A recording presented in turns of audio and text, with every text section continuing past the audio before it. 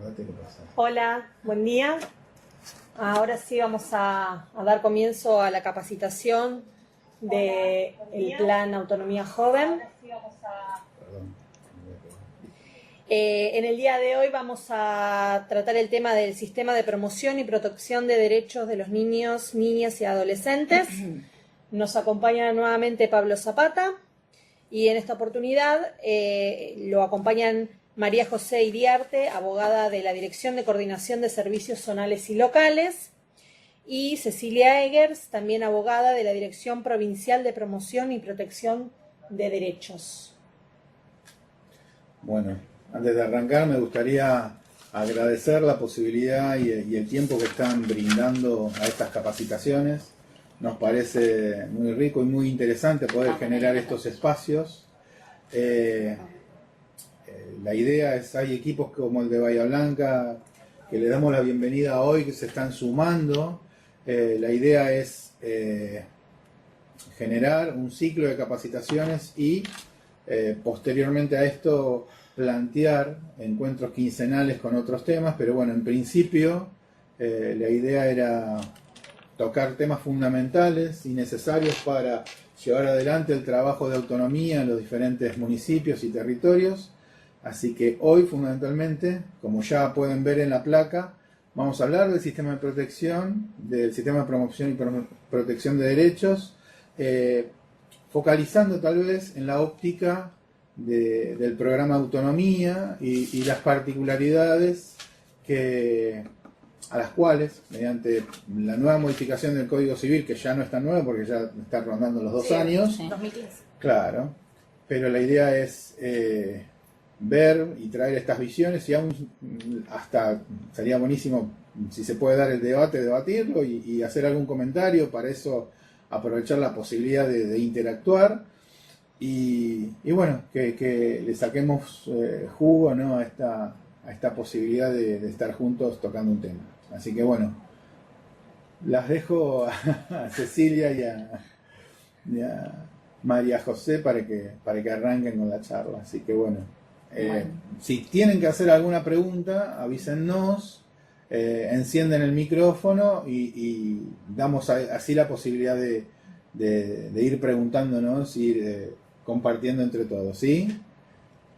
Bueno, buenos días. Yo soy María José.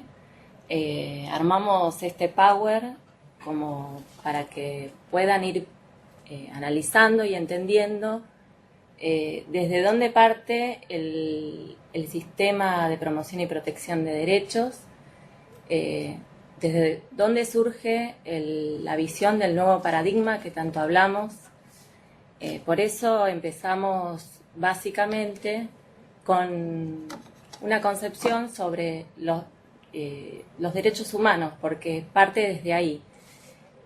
Son derechos humanos inherentes a todos los seres humanos, sin distinción de sexo, nacionalidad, lugar de residencia, origen nacional o étnico, color, religión, lengua, edad, partido político o condición social, cultural o económica. Todos tenemos los mismos derechos humanos sin discriminación alguna. Hablar, digamos, del abordaje y el tratamiento de la niñez y la adolescencia, nosotros hablamos con este nuevo paradigma desde un enfoque de derechos. Si bien este enfoque de derechos lo que implica es que los derechos que están establecidos en la Convención de los Derechos del Niño son justamente derechos humanos. Si bien esto parece una obviedad, durante muchos años no lo fue, ya que a la niñez y la adolescencia era considerada como una etapa, una simple etapa donde se iba a pasar a la adultez y era considerada como niños y adolescentes como invisibilizados, como personas de segunda categoría y que tenían y que sus derechos no eran iguales a los de los adultos. En esta filimina pusimos las declaraciones, convenciones y pactos que hablan sobre todos estos derechos, porque no es solo la Convención de los Derechos del Niño, lo que observamos cuando trabajamos sobre el sistema de promoción y protección, fue toda una corriente y una mirada y un cambio de mentalidad en relación al ser humano y y la Convención de los Derechos del Niño es una parte de esta corriente de derechos humanos. Sí, también es importante resaltar, digamos, por qué hay una convención específica, habiendo tantos tratados de derechos humanos.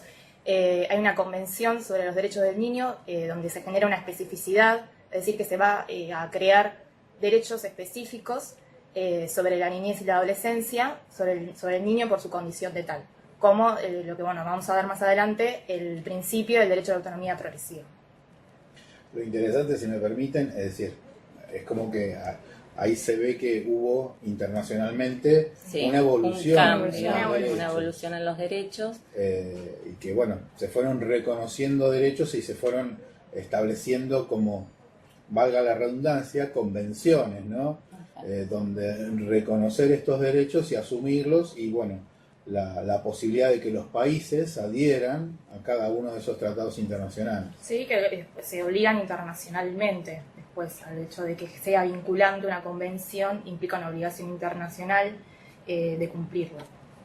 Nosotros tenemos en la Constitución Nacional, acá tenemos nuestro ordenamiento jurídico armado o diagramado en una pirámide, donde por encima tenemos la Constitución Nacional y los tratados de derechos humanos.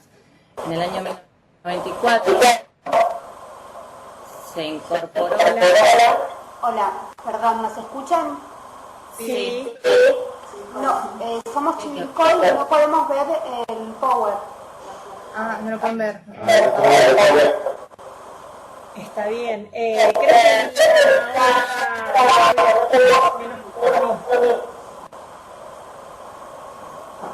¿Lo siguen por streaming? a ver, vamos a tratar de sacarlo el PowerPoint y de ponerlo nuevamente a ver si lo pueden ver.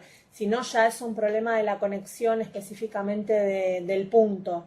Igualmente, como les dijimos en la videoconferencia anterior, este material les va a ser enviado, así que quédense tranquilos que en ese sentido no se van a quedar sin el material. Porque a Chivilcoy, por ejemplo, los estamos viendo como muy blureado y, digamos, no reconocemos, sabemos que hay personas del otro lado, pero no podemos hacer un reconocimiento facial de quién está, porque debe haber un problema de conectividad. Así que si nos pueden escuchar y por lo pronto después les estarán compartiendo el material que estamos transmitiendo. Sería interesante que quienes nos ven a través del canal de YouTube de Punto Digital, Sí.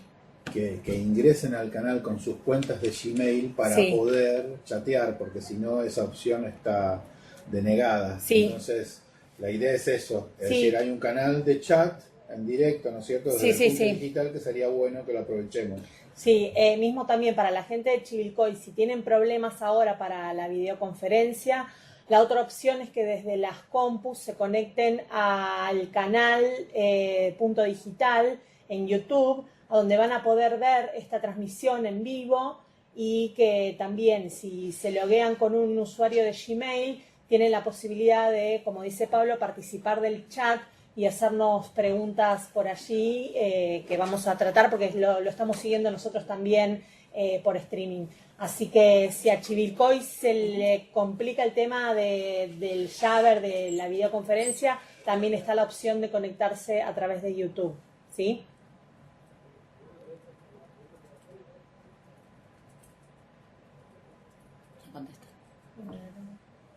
Bueno, continuamos. Sí. Ok, gracias. No, por favor, ustedes. Bueno, seguimos con el ordenamiento jurídico. Habíamos dicho entonces que lo podemos ubicar o organizar como una pirámide donde en la cima encontramos a la Constitución Nacional y estos tratados internacionales que previamente fueron enumerados o los vieron en la filimina anterior, fueron incorporados a la Constitución Nacional por medio del artículo 75, inciso 22, y tienen el mismo rango constitucional. Los derechos, o sea, están en un pie de igualdad, los derechos reconocidos en la Constitución Nacional y los tratados internacionales que se mencionaron anteriormente.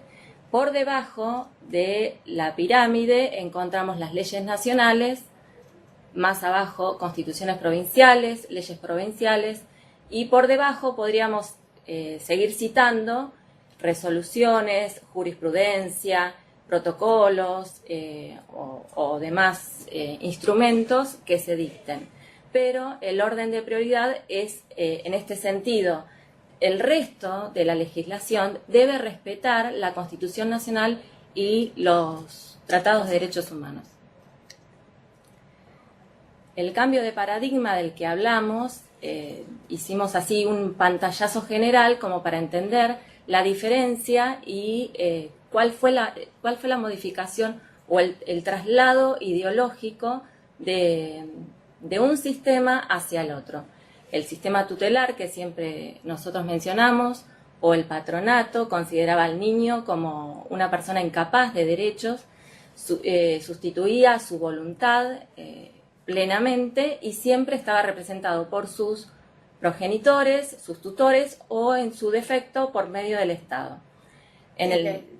Las reformas legales, entonces, de la incorporación de la Convención de los Derechos del Niño, que se le da rango y jerarquía constitucional, hace que se vaya este cambio de paradigma, donde se va desarticulando, digamos, un sistema, el sistema del tutelarismo clásico, de la ley de patronato de 1919, de la llamada ley Agote, la fue desarticulando y pasando, digamos, de este sistema por el cual se consideraba al niño pobre o la infancia pobre, a un tipo de niño marginal, se los consideraba en abandono material o peligro moral, y por esa simple condición se lo separaba de su familia, y la patria potestad, el ejercicio de la patria potestad lo empezaba a tener un juez, el cual iba a tomar distintas medidas que iban a ser necesarias para su tutela, que generalmente se traducían en el encierro, en instituciones, que llegaban a ser macroinstituciones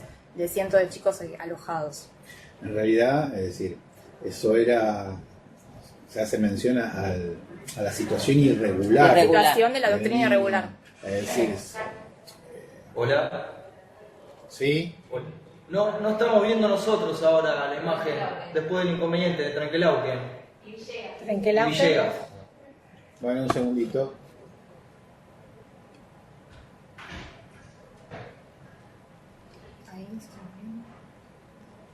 ¿Ahora? Ahí lo pueden ver. Ah, sí, ahí sí. ¿Ahora sí? Ahora sí. Gracias. No, por favor. Bueno, y básicamente ahora tenemos la diferencia donde se considera al niño y adolescente como sujetos de derechos. Incorporamos el concepto de autonomía progresiva, el derecho a ser oído y la protección por parte del Estado para que se respete el ejercicio de estos derechos por parte de los niños.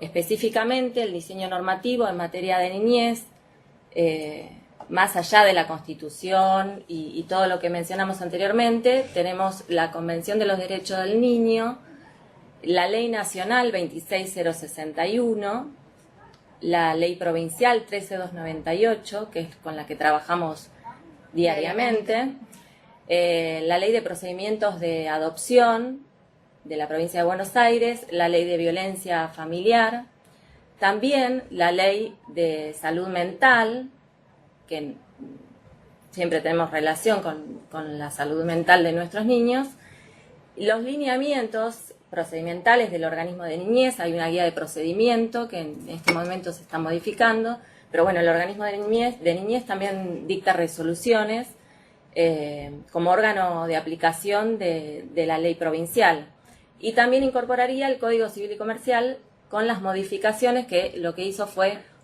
adaptarse a esta legislación que nosotros ya estábamos usando.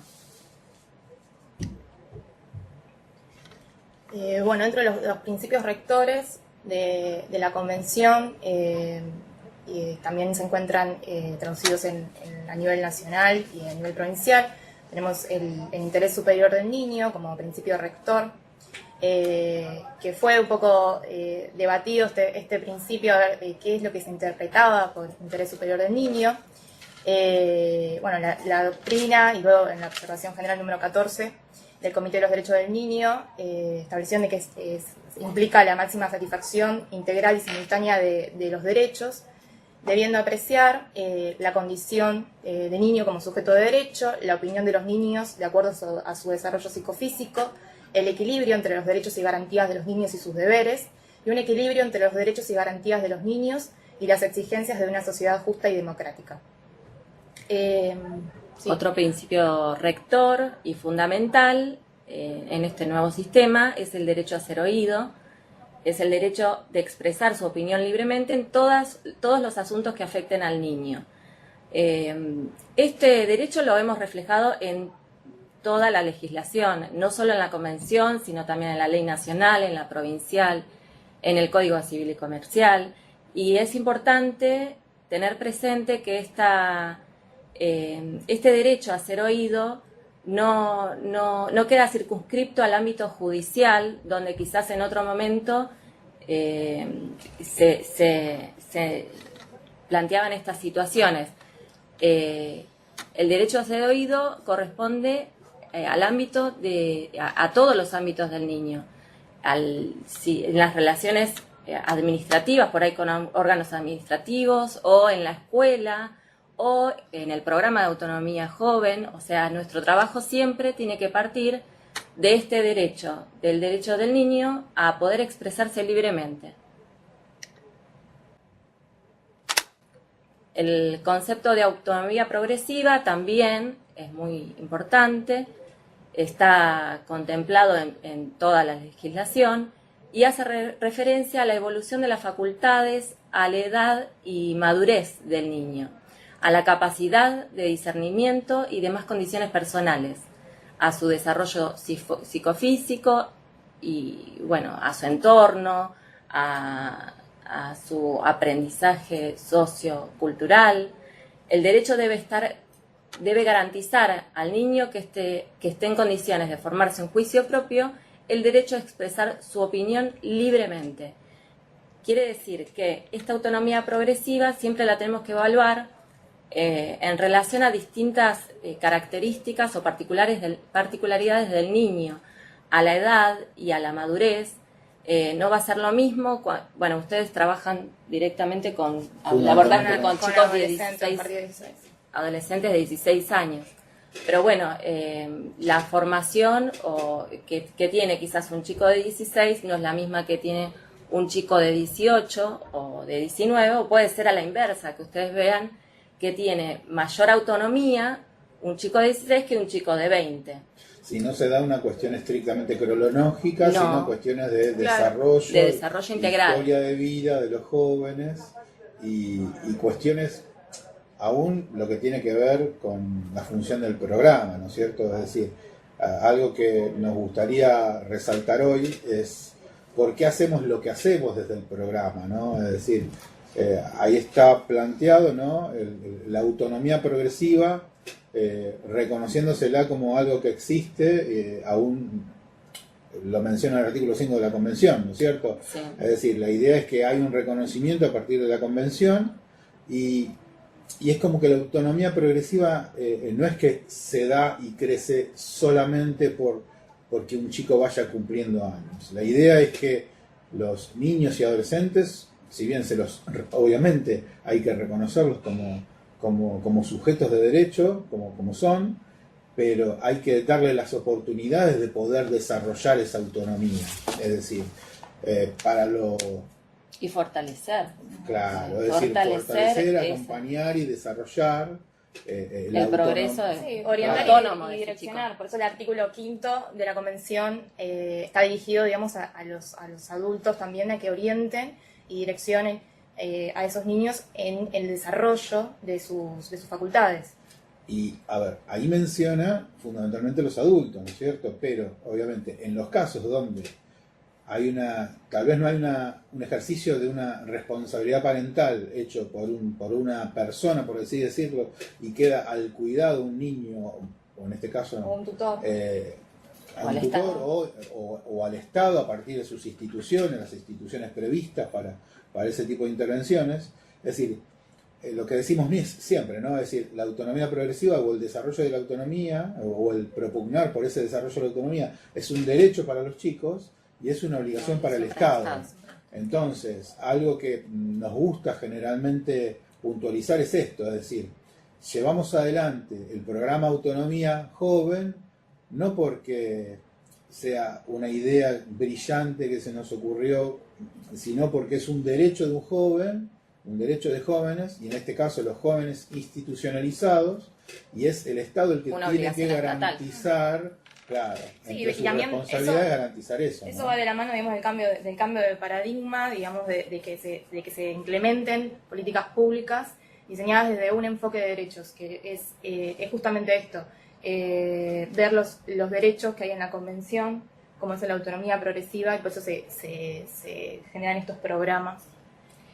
Y también, bueno, quería aclarar que cuando hablamos de libertad de expresión, no es solo que pueda el chico hablar y decir lo que quiera, sino que incluye la libertad de buscar, de poder recibir, de difundir información, de informarse. Es un concepto amplio, la libertad de expresión. Otro principio rector del sistema de promoción y protección, y también es uno desde el que partimos al trabajar con niños y adolescentes, es el fortalecimiento familiar. Desde el preámbulo de la Convención de los Derechos del Niño, también en la Ley 26061, las políticas públicas están orientadas a fortalecer el núcleo fundamental donde se considera que el niño tiene que desarrollarse naturalmente. La familia es el ámbito donde todo niño o adolescente debe crecer. Por eso todas nuestras acciones o estrategias tienen que estar dirigidas a fortalecer a este grupo familiar, a poder incluir al niño en este grupo y que pueda desarrollarse en ese ambiente. Y también tiene que ver con el derecho del niño a vivir en el seno de su familia, con los lazos con la familia de origen. También es muy tenido en cuenta en el sistema de promoción y protección, en el caso de las medidas excepcionales, se debe respetar y priorizar este principio. Por lo tanto, deben ser medidas que deben ser tomadas por el principio de proporcionalidad e idoneidad y deben ser fundamentadas y se debe tratar de respetar este principio. Acá hablamos lo que recién Pablo estaba comentando, yo no te quería interrumpir. La autonomía progresiva. Hicimos todo un orden. Sí. El artículo 5 de la Convención de los Derechos del Niño, que era lo que estaba explicando Pablo, sí, es la responsabilidad, o sea, lo enmarcamos así como la responsabilidad del Estado. En los casos, bueno, en general en todos, pero bueno, cuando tienen familia, digamos que los deberes corresponden a los padres o el acompañamiento corresponde a la familia. Nosotros trabajamos, como sabemos, con muchos chicos institucionalizados en el sistema de promoción y protección o en el sistema de responsabilidad, y tenemos que entender que nosotros somos Estado y tenemos que garantizar el ejercicio de estos derechos. Tenemos que acompañar a los adolescentes y es nuestra responsabilidad, aunque por ahí uno en el trabajo cotidiano no se interpreta como Estado, pero sí somos la representación del Estado a nivel municipal, provincial, y bueno, y más con los chicos que no tienen familia, tenemos que intentar brindarles la protección y el acompañamiento que requieren, y bueno, si existe familia, obviamente fortalecer ese vínculo. Sí, también es importante resaltar, digamos, de que esta interpretación, digamos, de que los adultos deben orientar y direccionar a los niños a que puedan ejercer sus derechos, tampoco desconoce el hecho de que haya chicos que no puedan ejercer por sí mismos sus derechos, por lo tanto el mismo artículo obliga a los adultos a crear esas condiciones necesarias para que ellos puedan alcanzar un grado de autodeterminación. Por lo tanto, para que puedan ejercer sus derechos, o sea, dotar de autonomía por el simple hecho de tener una determinada edad, puede generar un estado de desprotección. Por lo tanto, el Estado también tiene que ver y analizar, digamos, cuál es el grado de madurez suficiente en niño y adolescente. En esta filimina lo que hicimos fue aclarar o dar una idea general en qué consiste el sistema de promoción y protección, porque no somos solamente los organismos de niñez, provincial o municipal, los que lo conformamos. Siempre hablamos de la corresponsabilidad y que el sistema está compuesto por distintos efectores, por todos los efectores que articulan o trabajan con niños.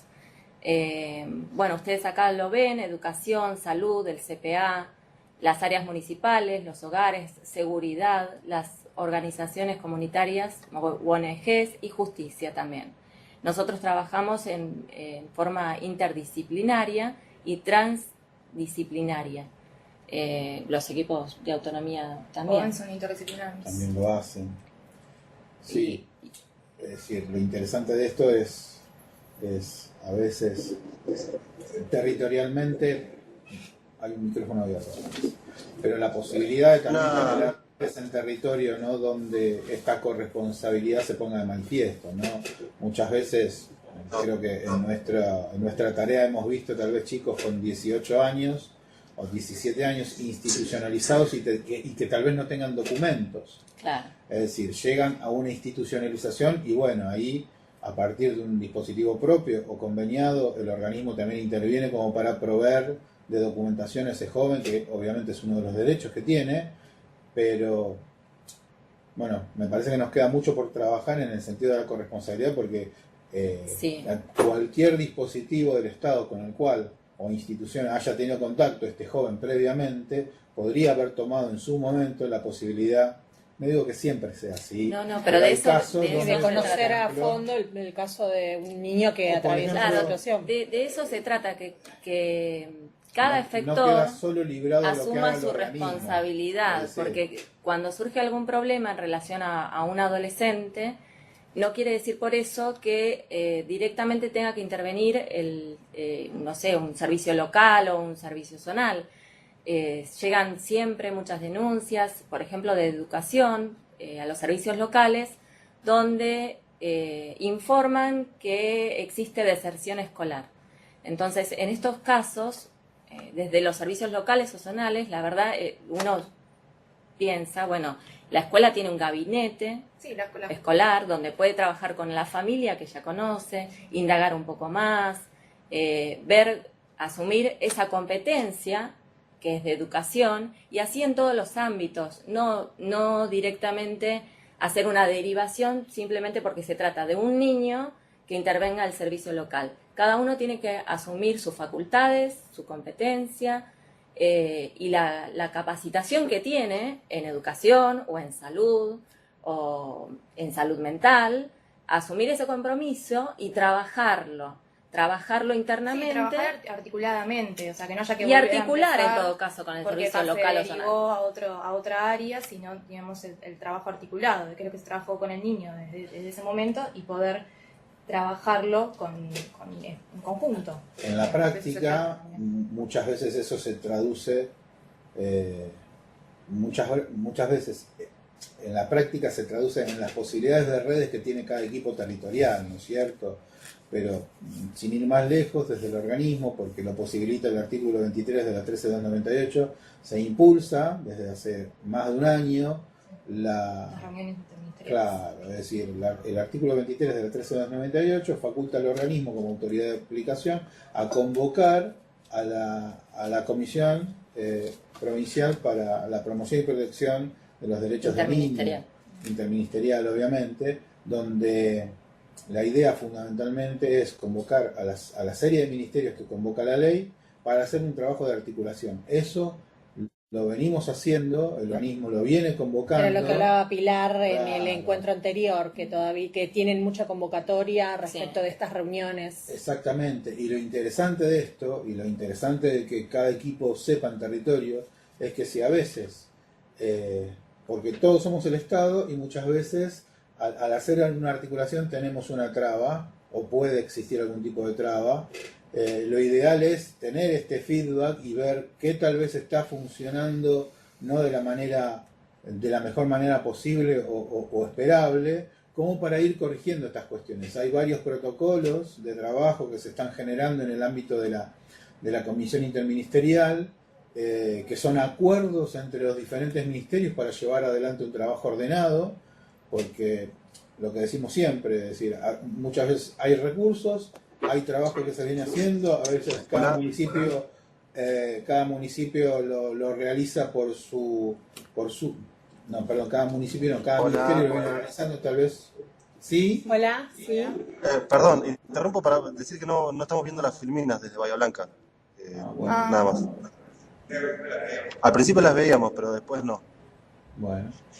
Bueno, Vamos. vamos a probar nuevamente. Díganme si lo pueden ver ahora. No, vemos la pantalla negra de fondo. A ustedes sí los vemos, pero de fondo negro. A ver.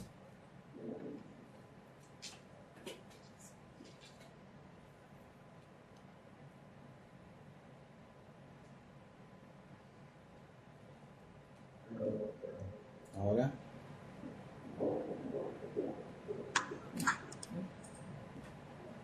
Ahora sí lo pueden ver. No, negro de fondo y ustedes chiquititos al costado.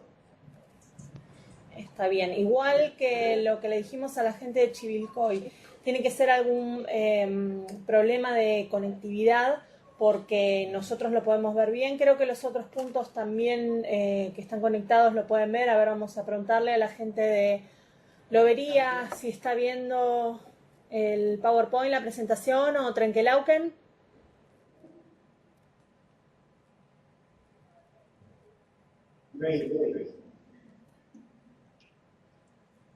Trenkelauken, sí.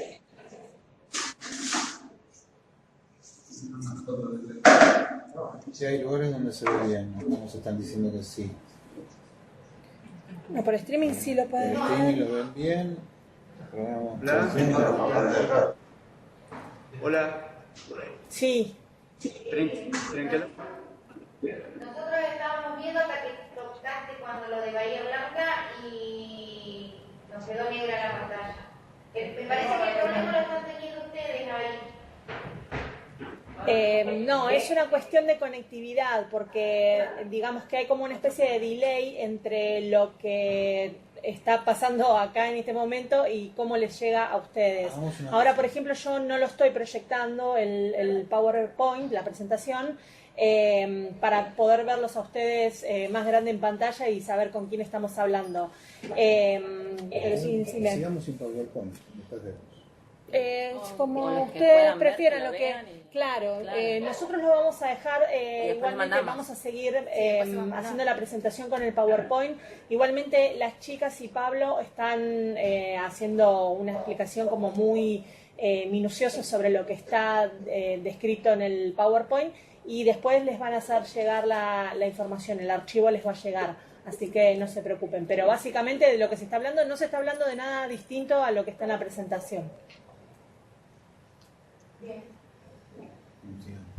Bárbaro. Seguimos. Gracias. Bueno, vamos a seguir. Estamos hablando de la comisión interministerial.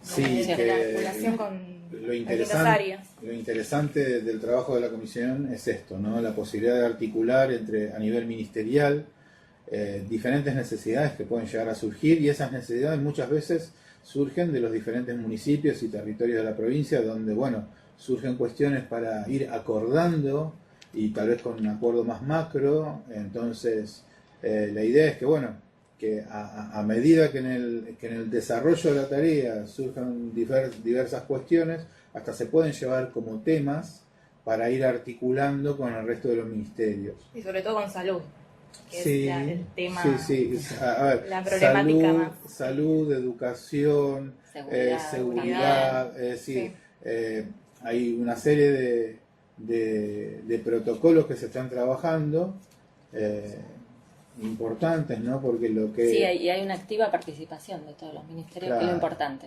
El objetivo de la Comisión Interministerial fundamentalmente es generar política pública y articular recursos de las diferentes programas, servicios, o recursos que haya ya, fundamentalmente para optimizar el trabajo del Estado.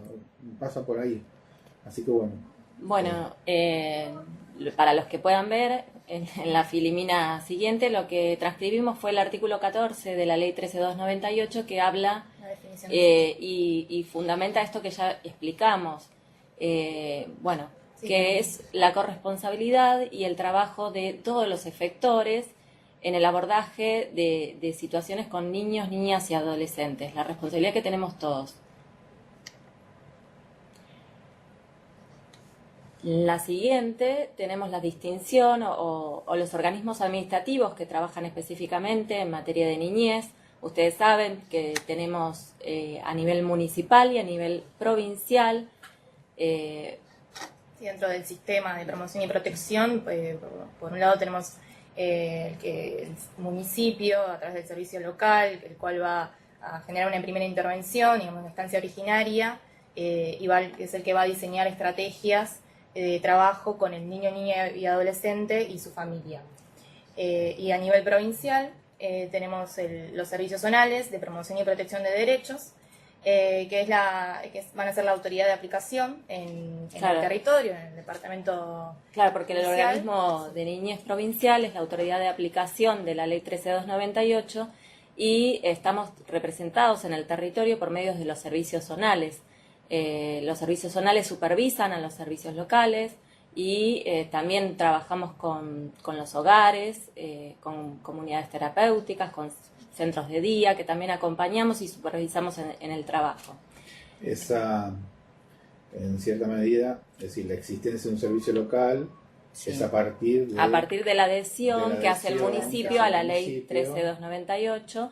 Se organizan los servicios locales y por eso, por medio de esta adhesión que hacen a la ley provincial, tienen la intervención directa y primaria en las situaciones relacionadas con niños y adolescentes. El trabajo del servicio local no es solamente adoptar medidas de abrigo. Las medidas de abrigo son medidas extremas.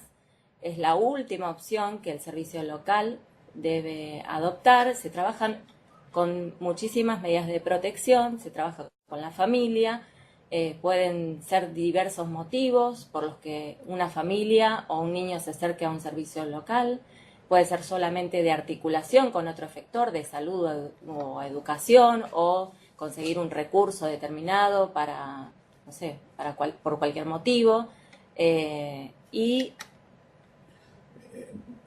podemos mencionar que sí, en líneas generales, corregime si no sí, es así, pero tanto el servicio local en primera instancia como los servicios zonales están para posibilitar la accesibilidad, el acceso a derechos, garantizar el pleno ejercicio de los derechos de los niños. Claro, y todo lo que implica a quitar obstáculos, ¿no es cierto?, en cierta medida. Exacto. La restitución de derechos vulnerados. Claro, garantizar, restituir y dar accesibilidad a esos derechos. Y promover también.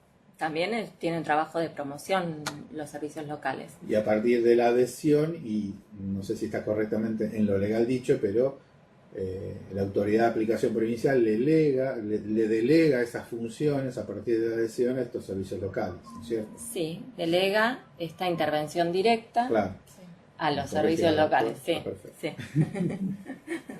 Bueno, y las medidas de protección excepcionales o medidas de abrigo, es la última ratio, es la última instancia, tiene que haber un trabajo previo en las situaciones de vulneración de derechos, donde el servicio local tuvo que haber planteado distintas estrategias de restitución de derechos y una vez llegada a la conclusión de que no se puede lograr esta restitución o la situación es demasiado grave como para continuar sosteniendo al niño dentro del grupo familiar, se adopta una medida de abrigo que consiste en la separación de este niño o adolescente de su familia de origen.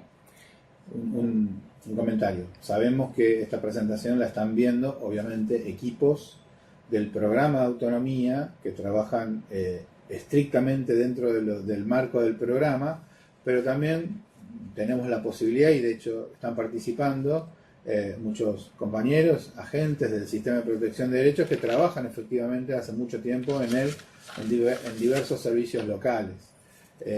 La idea de este punto era, obviamente, de esta jornada en sí, era hablar un poco del sistema en general, puntualizar las cuestiones fundamentalmente dedicadas a los adolescentes, pero hay puntos que tal vez ustedes ya conozcan que era insoslayable tener que de todas maneras mencionarlos, así que bueno, ese comentario solamente.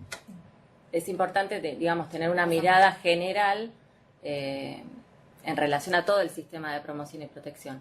Y acá se aclara en la filimina cuáles son las características para adoptar una medida de abrigo, que es la grave vulneración de derechos, la excepcionalidad, y tiene que ser por el plazo más breve posible.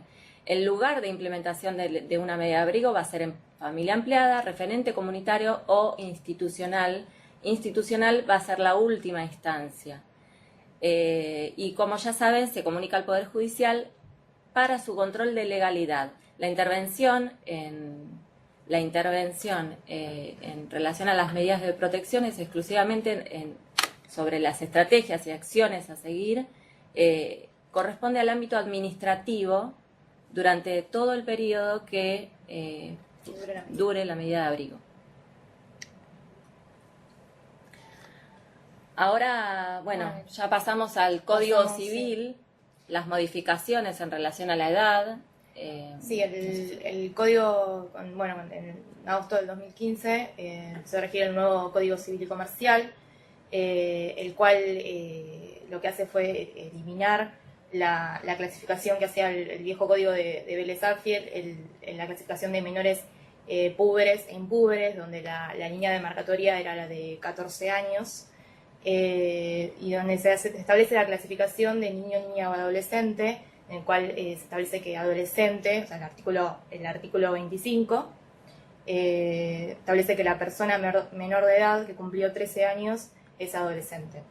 Hay algo importante, ¿no? Sí. Que la modificación, este nuevo Código Civil y Comercial, en lo que, y ustedes obviamente me van a corregir, pero en lo que tiene que ver con niñez, es reconocer legislación que ya estaba un poco más avanzada, es decir, Sí, porque teníamos la ley nacional, la ley provincial, claro, es decir, que ya venía con esta mirada de derechos humanos, y lo que hizo fue incorporar estos conceptos. Y como que se adecúa el código a lo que ya se venía ejerciendo de la 26061, la 13298. Y es importantísimo. Sí, de hecho ya el término menor como categoría jurídica, que tal vez seguía estando en el anterior código, ya no existe más. O sea, ahora es niño o adolescente, que también va de la mano del nuevo paradigma. Estaba, ¿no? la codificación de menores impúberes, menores púberes, impúberes. De hecho, ahora la distinción es hay un adolescente cambio también o en niño. cuanto a lo que es la capacidad, ¿no? La aptitud que tiene una persona para poder ser titular y ejercer derechos. Antes tal vez se hablaba de la incapacidad, y ahora lo que hace el nuevo código es hablar de la capacidad como regla, ¿no? Y de establecer excepciones a esa capacidad, como en el caso de los niños que no tienen la edad ni la madurez ni el grado de madurez suficiente, ¿no? Claro, yo lo que les quería preguntar, dado que hay una modificación de acuerdo a todo esto que vienen hablando, es dice que el adolescente es la persona menor de edad que cumplió 13 años. ¿En base a qué criterios se hizo esta modificación de que el adolescente, o sea, todos los adolescentes de 13 años? No es un criterio estricto, o sea, la distinción ahora es adolescente a partir de los 13 años, se toma esta conceptualización de autonomía progresiva, igualmente en el artículo 26, donde relata casos específicos, qué puede hacer un chico de 13 años a 16, también aclara que esta distinción no es estricta, Sí, o sea, no es una categoría nominal, No. es decir, si bien se pone la edad, hay que poner Sí, un hay que parámetro poner, para... hay que poner un parámetro de una, Sí, de para hacer la distinción. de una edad para hacer la distinción, como también que se considera persona menor de edad, la persona que no han cumplido todavía los 18 años. Para hablar de capacidad hay que tener en cuenta dos variables. Por un lado tenemos la edad, pero por otro lado el grado de madurez. y De madurez, lo que había, El lo que concepto hablaban de antes. autonomía progresiva Claro. que fue incorporado, y si bien hay una edad que establece el código, puede ser que un chico de 12 años tenga la misma madurez que un chico quizás de 14 y pueda ejercer los mismos derechos que un chico de 14. En cada situación particular se tiene que Estudiará, analizar se esto. analizará Claro, todo debe ser- ese contexto. Por eso Claro. también tiene un componente subjetivo, ¿no? El hecho del grado de madurez suficiente. Eso tal vez en una cuestión tal vez judicial va a ser un juez Sí. el que determine a través de sus peritos si tiene realmente el grado de madurez suficiente al margen de la edad que tenga. De la edad ¿no? cronológica que Claro. tenga el chico en ese Por eso momento. también el principio de autonomía progresiva nos habla de que a mayor autonomía van a dejar de intervenir terceros en la toma de decisiones. Ujú. Bien. Bueno, o sea, lo que tiene que quedar claro es esto. Menor de edad es la persona que no cumplió 18 años y la distinción ya llega a ser adolescente a partir de los 13 años, ¿sí? El código continúa con la representación legal, con esta figura de representación legal por parte de los progenitores, sí, pero ahí aclaramos en la filimina, no obstante, sin perjuicio de lo cual, para que quede bien claro, pueden ejercer por sí los actos que les son permitidos. Por eso hablamos bastante de autonomía progresiva. Entonces, el artículo 26, para los que están en la oficina, estamos hablando del artículo 26. Después del- en la del otra Código está Civil Comercial. transcripto y lo leemos como para que puedan entenderlo. Acá está resumido. Y se presume, también hace una distinción entre los 13 y los 16 años. 13 y 16 años tienen aptitud para realizar tratamientos no invasivos, tratamientos que no comprometan su salud y tratamientos que no provocan riesgo grave, ¿sí? O sea, este tipo de tratamientos atinentes al cuidado del propio cuerpo, ¿no? Los chicos cuando cumplen de 13 a 16 tienen plena capacidad para poder ejercer este derecho. Esto se mecha con algo, ¿no? Con cuestiones que pasan en la práctica. Es Sí. decir, un chico de 13 años puede ir al médico solo, porque a veces uno habla ya de tratamientos, pero a veces en la práctica vos ves que tal vez un servicio, determinado servicio en un hospital, si va un joven de 13, 14 años, tal Y de vez que no esté te lo acompañado recibe. con un Claro. adulto Entonces, responsable. o aún a los 16 años, a partir de los 16, ahora vamos a ver las posibilidades que tiene un joven de decidir por sí mismo, pero a veces esto, ¿no? El Sí. hecho de esto que el Estado somos todos, a veces el Estado está representado por alguien que te atiende en una ventanilla. Claro, Claro, y y hay el que- conocimiento. burocracia de que decís, Sí. no, Y hay Por que- eso lo interesante es que nosotros que estamos acompañando Empoderar a a los los- jóvenes, Tengamos conocimiento de esta normativa porque es un cambio, hay que abrir la cabeza y entender que los chicos por ahí de 13 a 16 años, y ya sabemos que esto no es estricto, puede haber un chico de 12 años que tenga la misma capacidad que un chico de 13, puede realizar, esto es lo que se le permite a un niño de 13 a 16 años por sí solo. Ahora, si hablamos de tratamientos que son invasivos, tratamientos que comprometan su salud o tratamientos que puedan provocar un riesgo grave, necesita el acompañamiento familiar, ¿sí? El consentimiento de los progenitores o de un familiar que acompañe, no sé, quizás en una intervención quirúrgica, pero bueno, para aclarar, tratamientos no invasivos, o sea, un chico de 13 años puede ir a un hospital y pedir anticonceptivos, o puede ir al Sí, odontólogo que se le solo, someta la pastilla del día después. la pastilla del día También después, tiene- puede pedir cualquier tratamiento anticonceptivo, o sea, tiene distintas posibilidades. Y a partir de los 16 años ya se lo considera adulto para el cuidado de su propio cuerpo, o sea, puede hacer solo Independientemente todo Pues se lo que no tenía Claro. previsto desde los Exacto. 13 hasta los Se 16. lo considera también al derecho a la salud como un derecho personalísimo. Entonces considera que a los 16 años el niño ya puede, el adolescente puede ya tomar decisiones Dar sobre cuenta el sobre su propio propio cuerpo. Sí. Claro, por eso el 26, una de las particularidades es que se centra fundamentalmente en cuestiones de salud. Sí, Es decir, sí, es otra específico de temática salud, es una que no la salud. toca, Sí. que se hubiese sido interesante que tal vez toque otras temáticas en el universo de temas o de dimensiones que atraviesan un joven. O sea, la distinción, digamos, de niño y adolescente también no es solamente una distinción en cuanto a la edad, sino también produce distintos efectos jurídicos.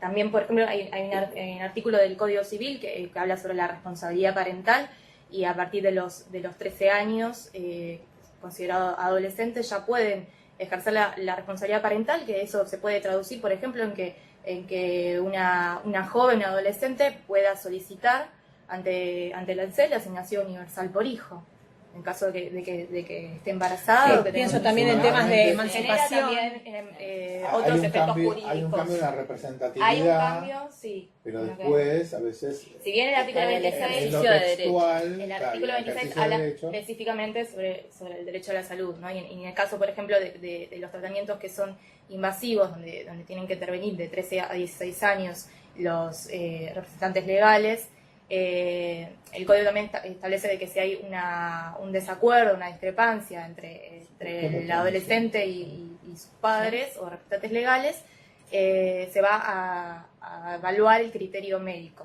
digamos, en cuán invasivo es ese tratamiento que se está solicitando y obviamente del interés superior del niño. se cortó la transmisión por streaming. Ah, bien. Y la otra no sé si se cortó. Por eso La es otra no se importante, ¿Lo tenés ahí vos?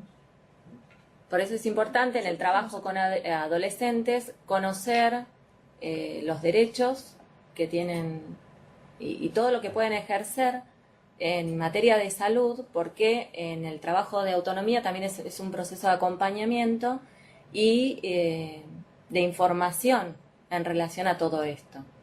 No sé si leer específicamente. A ver, obviamente es importante el artículo 26 y algo que nos pasa generalmente en el trabajo con los jóvenes institucionalizados Sí. es que muchos procesos de garantizar y restablecer derechos a veces, corríjanme si no es así, pero los toman las instituciones, toman esas banderas. Claro. Por ejemplo, es decir, porque generalmente todos los esquemas de supervisión también, en el caso a caso de jóvenes, las instituciones son supervisadas en tanto y en cuanto garanticen y restablezcan derechos de los jóvenes. Entonces muchas veces es una dualidad, ¿no es Terminan cierto? Es decir, ingresando los equipos de los hogares. claro, pero por ejemplo, en una institución hogar, muy probablemente tenga un joven con alguna condición de salud crónica que tal vez el tratamiento en sí o la posibilidad de llevar efectivamente un tratamiento adelante la toma como responsabilidad de la Claro, institución. o sea, se tiene que trabajar para la autonomía en Claro. ese sentido, Claro, es decir, en la práctica... que el adolescente pueda asumir su responsabilidad, sabemos que puede ir a un hospital solo, quizás se hace un acompañamiento, pero tenemos que fortalecer cada joven se esta empodere y posibilidad de sus derechos, y ¿no? lleve adelante esos tratamientos, porque en la práctica, cuando se produce el egreso institucional para los jóvenes que están siendo alojados, posteriormente van a tener que llevar ellos mismos adelante cualquier la tipo de prosecución control. de ese tratamiento. Lamentablemente, ustedes con los casos que llevan adelante sabrán que hay chicos que con cuestiones crónicas de salud que pero sin llegar a una lamentablemente situación extrema de Sí, un de problema de salud, pero por cuestiones ejemplo ir a cotidianas. sacarse a hacerse un análisis Sí, de sangre, sangre. pueden a partir de los 13 años hacerse un análisis de sangre sin ser acompañados por un adulto. Pueden pedir un examen de HIV. Entonces, sabiendo eso, nosotros podemos fomentar este desarrollo progresivo que es al que procuramos llegar con los chicos Claro. que están institucionalizados, que puedan ellos asumir su vida y acompañarlos poder, en el hecho de asumir del estos empoderamiento derechos y llevar adelante estos procesos, porque después de un egreso institucional en muchos casos los van a estar llevando ellos solos. Claro, Es un trabajo de aprendizaje cotidiano. Claro. Y tal vez, digamos, el hecho a veces de esto de que estén en una institución genera como una especie de paternalismo. Un paternalismo, una protección de los especial. operadores, una protección pero especial. Hay que trabajar. Hay que ir preparándolos en cuestiones autonomía. cotidianas, digamos, al margen de las cuestiones de salud, que son súper importantes. Cuestiones cotidianas, como por ejemplo, tomarse un micro solo. Conocer, digamos, ir a salir. Sí, que nadie les va a hacer las nadie les hace cosas las más cosas. que ellos mismos. Por ejemplo, a mí me pasó, por ejemplo, de ir a un hogar y que importante se trabajaba la autonomía y la cocina estaba cerrada y no podían las jóvenes hacerse un té. Bueno, eso se fue cambiando, es decir, bueno, se va a trabajar la autonomía de adolescentes, bueno, que esté abierta la cocina, de que ellas preparen su propio... Que afuera nadie se lo va a hacer como una vez que egrese. Que haya un aprendizaje. como cualquier adolescente, digamos. A veces eso requiere todo un trabajo por parte de las instituciones y bueno, las instituciones también ven otras situaciones que se pueden dar, entonces es ahí donde tienen que hacer un equilibrio. Por ejemplo, entre la autonomía supongo y que cuestiones prácticas de seguridad, la autonomía y el riesgo de accidentes. Entonces, porque también está la responsabilidad de ese operador claro, que tiene que decir, bueno, autorizo o no autorizo, por ejemplo, a un joven a salir a bailar. No decimos que sea fácil, pero son miradas que tenemos que apoyar todo en esto, ¿no? En el hecho fundamental de construir la autonomía de un joven, ¿no es cierto? Pasa por ahí a veces. Sí, y no verlo como un ser, el adolescente como un ser incompleto, como carente de, sino como una etapa con derechos que son realmente, que pueden ejercerlos, digamos. Tienen facultades para poder desarrollarlos. Como vos prefieres. Bueno, el artículo 26, que es muy interesante, se los leo, no sé si todos pueden ver el Power o no. Dice, el ejercicio de los derechos por la persona menor de edad. La persona menor de edad ejerce sus derechos a través de sus representantes legales. No obstante, la que cuenta con edad y grado de madurez suficiente puede ejercer por sí los actos que le son permitidos por el ordenamiento jurídico. En situaciones de conflicto de intereses con sus representantes legales, puede intervenir con asistencia letrada. La persona menor de edad tiene derecho a ser oída en todo proceso judicial que le concierne, así como a participar en las decisiones sobre su persona. Acá, claro, bueno, ya lo vimos nosotros anteriormente, agregaría no solo temas judiciales, en todo asunto concerniente a un niño debe ser oído. Se presume que el adolescente entre 13 y 16 años tiene aptitud para decidir por sí respecto de aquellos tratamientos que no resultan invasivos ni comprometan su estado de salud o provocan un riesgo grave en su vida o integridad física. Si se trata de tratamientos invasivos que comprometan su estado de salud o está en riesgo la integridad o la vida, el adolescente debe prestar su consentimiento con la asistencia de sus progenitores. El conflicto entre ambos se resuelve teniendo en cuenta su interés superior sobre la base de la opinión médica respecto de las consecuencias de la realización o no del acto médico. Es un poco el resumen de lo que vimos anteriormente, y lo importante siempre y fundamental es el consentimiento del adolescente. Acá tenemos un cuadro con ejemplos de todo lo que vinimos relatando. Este cuadro lo hizo Marisa Herrera. Es de Marisa Herrera, un artículo de Marisa Herrera y Neri Minchersky. Bueno, tenemos distintos ejemplos. Por ejemplo, sí, de lo que hablaba recién, vacunaciones, de sangre, de preservativos y sutura, todo lo que tenga que ver con colocación del salud sexual. El primero es el principio general, sí, que la persona menor de edad ejerce sus derechos a través de sus representantes legales. Ese es el principio general. Y bueno, ya cuando pasamos a la etapa de la adolescencia, tienen permitidos algunos actos. en relación al cuidado de su propio cuerpo. La colocación del DIU. Sí, que hace de los derechos sexuales y reproductivos, ¿no? También es muy importante. Sí. Si querés los puedes enumerar, ¿no es cierto? Es decir, desde el número 2 en adelante. Claro, bueno. Como ejemplos. Del Estos 2. son ejemplos, ¿no es Son cierto? ejemplos, hay más Donación, ejemplos. donación de sangre. Puede ser que en algún momento haya contradicción entre los ejemplos por la mirada y la concepción que se tiene, por ejemplo, en relación a tratamientos invasivos. Claro, que es invasivo y no, ¿no? Claro, porque, bueno, acá yo veo en el cuadro colocación del DIU como invasivo, se necesita el consentimiento de los representantes legales. Otra legislación otra doctrina consideran que, No es que la invasivo. colocación del DIU no es es invasiva. invasivo.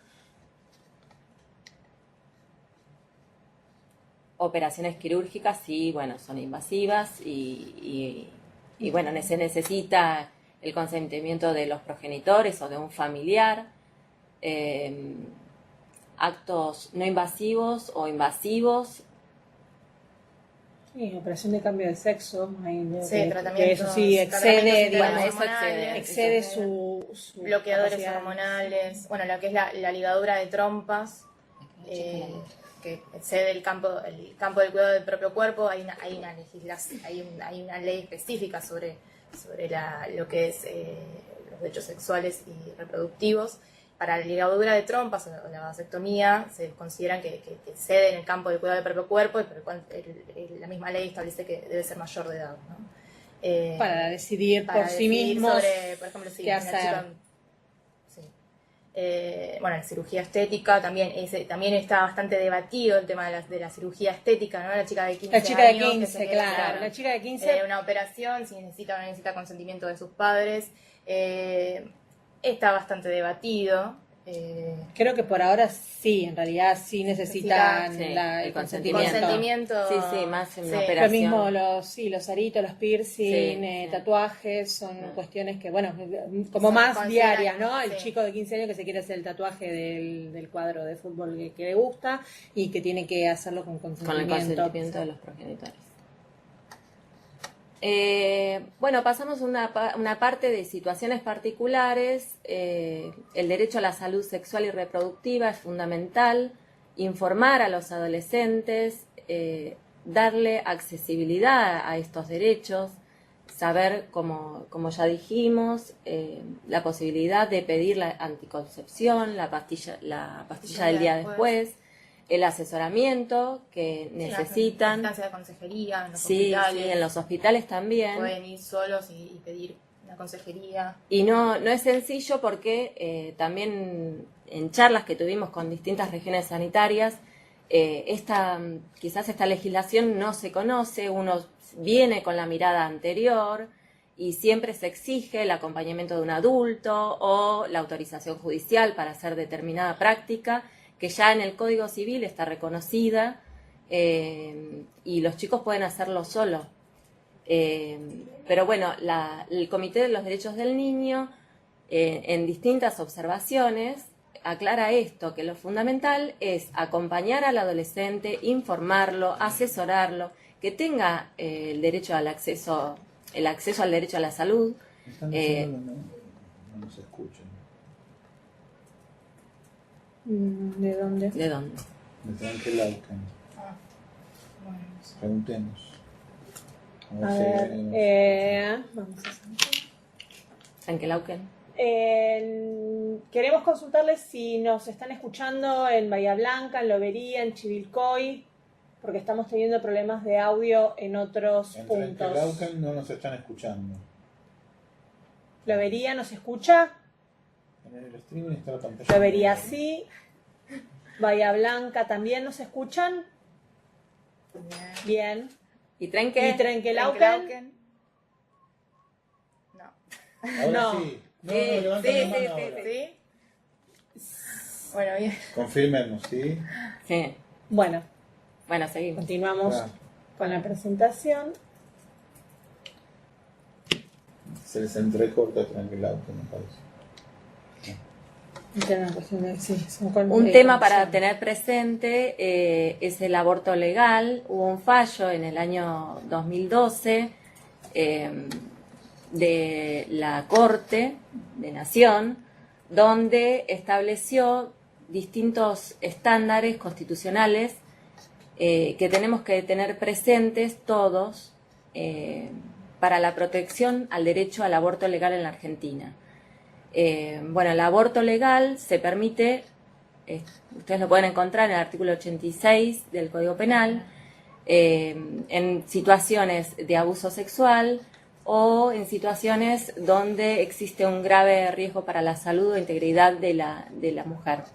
Entonces, en estos casos la Corte aclaró ciertos puntos muy debatidos y que quizás entorpecían las prácticas de aborto legal permitidas, ¿sí?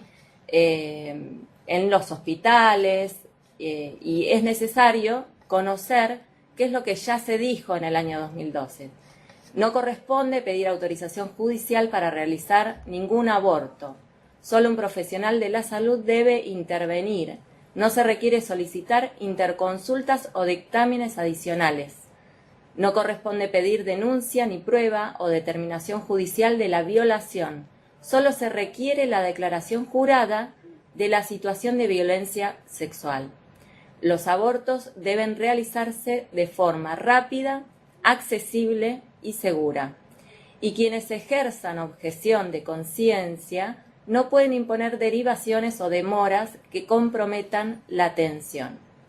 O sea que una adolescente, por ejemplo, en una situación de abuso sexual o donde existe un grave riesgo para su vida, en el caso de violencia sexual, solo la declaración jurada que hace en el hospital debería ser suficiente. No es necesario que sea sometida a ningún examen ni que le exijan la denuncia penal.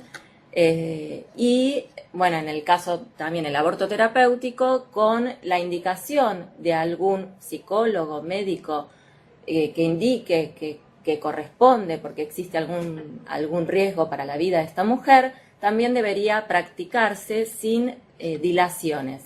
Y en los hospitales nosotros tenemos, bueno, los médicos, hay objetores de conciencia donde se amparan en este derecho para no hacer la práctica, pero bueno, el hospital siempre en estas situaciones tiene que garantizar esta posibilidad. Sí, también agregar que los que ejercen objeción de conciencia también están en el caso de que denuncian o hagan denuncia de que una joven quiere abortar, está digamos, cometiendo un delito, que es la violación del secreto profesional. O sea, se determina que el médico debe guardar secreto profesional de un tema tan delicado como es digamos, el propio cuerpo de una mujer. O sea, volviendo un poco, o sea, si hay un menor, como las noticias claro, de 11 años... Si ese médico que se negó sí. a practicarle el aborto, sí. lo denuncia, está incurriendo ese médico en un delito. A la falta de secreto... Es la violación del secreto profesional. Sí. Perfecto. Fundamentalmente, como resumen, no deja de ser una cuestión médica. Sí, es una cuestión médica. Es una cuestión médica no penalizada. Donde no tiene que judicializarse. Y entendiendo el marco, ¿no es cierto? Es decir, sí, el por aborto supuesto. no punible en determinado marco legal, y obviamente termina siendo una cuestión médica, que en principio quienes dictaminan eso son los servicios de salud en la cual puede llegar a ser atendida alguna de las jóvenes que estén hayan incurrido o pasado por este tipo de situaciones, ¿no es claro, cierto? Sí, sí. Bueno, continuamos. Hay otras situaciones particulares que, como ya dijimos, la anticoncepción en emergencia debe ser practicada, los anticonceptivos de larga duración, los estudios en cuanto a infecciones de transmisión sexual, los adolescentes pueden solicitarlos. Bueno, y el abordaje en relación a conductas autolesivas, subsiste este secreto profesional del que hablaba Cecilia, y más que nada los profesionales de la salud tienen que trabajar con este adolescente, tienen que establecer un vínculo de confianza y un acompañamiento por parte de los médicos, ¿sí? en relación al consumo problemático de sustancias, ustedes saben, en la provincia tenemos los CPA que intervienen en forma directa, trabajan con los adolescentes, se trabaja sobre la posibilidad de realizar un tratamiento, y en las situaciones donde se excede el consumo y el profesional considera que sí, este chico tiene criterio de internación en comunidad terapéutica, bueno, se trabaja también con la voluntad de los chicos para poder acceder a este tratamiento, porque es una internación. Ahora, sí tenemos que tener claro que para todos los tratamientos en comunidad terapéutica se requiere la voluntad del adolescente. Es fundamental. Muchas veces nosotros recibimos oficios o llamados telefónicos donde nos piden que por favor internemos a un chico, pero si el profesional considera que no tiene criterio de internación porque no hay voluntad del adolescente para hacer el tratamiento, no se puede ingresar a un chico o un adolescente en una comunidad terapéutica. Las comunidades terapéuticas no son cerradas, son de puertas abiertas y se trabaja básicamente con la voluntad. Sí, eso está en sintonía con lo que trabaja Cedronar. Nosotros Claro. tenemos una articulación también con Cedronar, que vienen a dar videoconferencias como ustedes, en las que tratan el tema de las internaciones no compulsivas. Claro. Digamos que inclusive ellos la ley hablan de en el salud caso de mental adultos, habla sobre no eso. específicamente en niños. En el caso de niños, pero toda internación igualmente es se reputa involuntaria involuntaria, y tienen pero- derecho a tener un abogado de confianza que los represente, ¿no? Pero en lo específicamente en lo referente a en lo salud refer- mental, con la nueva ley, que ya no es tan nueva de salud Que es del mental, 2010, sí. también hubo una especie de cambio de paradigma, Sí, donde también, por supuesto. claro. las La internaciones desmanconización. muchas veces, obviamente con la desmaniconialización, muchas veces, como en el antiguo paradigma, tenían los jueces la potestad de decidir bueno, sobre esa persona. de sobre generar las una internaciones. internación, ¿no Sí. es cierto? O sea, ahora ya no es así, tiene que haber una también prescripción médica que así lo indique, y como en las medidas de abrigo es la última instancia. Particularmente en tema de adicciones es necesaria la voluntad del adolescente para asumir ese tratamiento de internación. Distinto es cuando hay riesgo para Para terceros, terceros, bueno, ahí exacto. un equipo técnico profesional lo tendrá que Que también determinar. es interdisciplinario, ¿no? Como también pasa con... Y también la decisión es una decisión médica, que Sí. después sí, posteriormente es monitoreada por un juzgado, Sí. en principio. Sí, Sí, hay el control de la El legalidad. control de legalidad Claro, no deja siempre de existe ser en una relación a me- las internaciones. No deja de ser una medida o una disposición o una Del órgano decisión Médica. de un equipo médico, De un equipo médico. interdisciplinario que asume esa responsabilidad de dictaminar la intervención. Violencia. Violencia. Bueno, las situaciones de violencia, ya sabemos, siempre se tienen que denunciar. Interviene, la competencia es de los juzgados de familia, y bueno, en los servicios locales y zonales también trabajamos intervenimos cuando hay niños o adolescentes involucrados. Ahí está. Bueno. Terminamos. Terminar. Bueno. ¿Querías decir algo más? No, por ahora no. ¿Tienen alguna pregunta? Nos gustaría, ya que tenemos la posibilidad de interactuar, si tienen alguna pregunta, algún comentario, algo que no haya quedado claro, algo en lo cual podamos entre todos generar algún acuerdo. No sé, tienen la posibilidad de encender el micrófono y hacer alguna pregunta. Creo que ¿No se la escucha? gente... Hola, sí, Nicole. Tenemos una pregunta que surgió antes de avanzar cuando estaban explicando el artículo 26 sobre este principio de autonomía progresiva. En un momento, no recuerdo quién, hizo un paréntesis y puso el ejemplo de la responsabilidad parental de una nena a los 13 años, que puede decidir, por ejemplo, solicitar la asignación universal por hijo, ¿sí? Una de las dos puso ese ejemplo. Nos pasa mucho esta cuestión, se repite, de las niñas que son madres que solicitan la asignación universal por hijo, y por ahí hay cuestiones de conflictos intrafamiliares y en este caso solicitan en ANSES que eso lo haga el representante legal y por ahí no tienen contacto con la madre o la madre no le da la asignación. Eso es una cuestión frecuente que nos pasa mucho. Por eso quería consultar respecto a este tema si es que a partir de esta edad puede la mamá niña solicitar esta asignación y si ANSES debería responder así, digamos, afirmativamente a este pedido, porque por ahora no lo tenemos. No, sí, por supuesto. O sea, puede... Sí.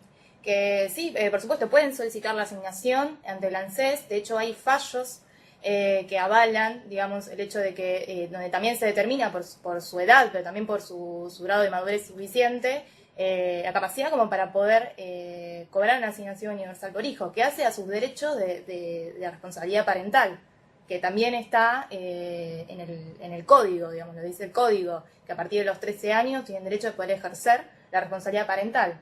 Dentro de esos derechos y obligaciones, obviamente, está el derecho a cobrar la asignación universal por hijo. Sí, Y se solicita la en este esquema, es decir, sí, quienes detentan la responsabilidad parental. A ver. No sé. Hola, ¿me escuchan? Un poco la comunicación. De hecho tenemos perdón, hay Sí, necesitamos que... Ahora sí, gracias. También hay un fallo de la Corte Suprema por el cual el mismo niño, o sea, el mismo adolescente reclama la asignación universal por hijo que están cobrando sus padres.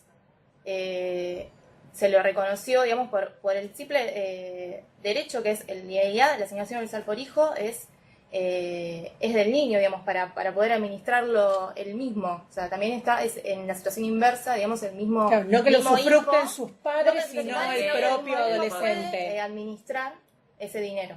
Y de hecho se ha establecido. Eso se da mucho en los casos donde tenés chicos, claro, medida de abrigo, chicos institucionalizados, claro. Institucionalizados y desvinculados de sus padres. Claro, porque si no yo, como digo, tengo a mi hijo que está institucionalizado, pido la asignación por hijo porque me corresponde, porque considero que la cobras vos, la cobro yo, hijo no. pero mi hijo está en otra circunstancia y yo con esa plata a mí nadie me viene a decir nada de lo que hago y hago su fruto. Ahí se podría solicitar. Lo que pasa es que las prácticas se cambie la institucionales, hasta digamos, que se reacomoden. El titular de esos derechos sería el adolescente. Claro. Está bien. Ahora, volviendo para cerrar la pregunta de Chivilcoy, mencionaba una joven y que tal vez estaba en conflicto, hasta donde entendí, con sus padres, con quienes serían en principio los representantes legales.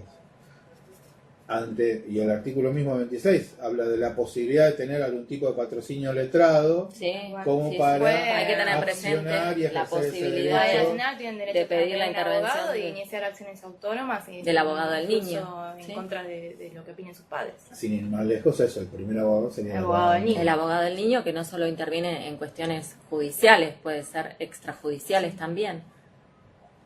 ¿Alguna pregunta? No, quería agradecer esto y también surgió de esta respuesta otro caso que explicaron, que es cuando el mismo niño exige la asignación que también no está destinada a él, pero la verdad que son casos concretos que nos están sucediendo mucho, esto de que los padres o los representantes legales cobran las asignaciones familiares de sus nietos, digamos, y estos niños, las madres no reciben estas asignaciones. Bueno, gracias. Perfecto. Gracias a ustedes por la consulta. ¿Algún equipo con alguna pregunta más?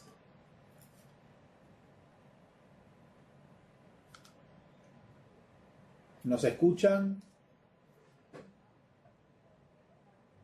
Bahía Blanca.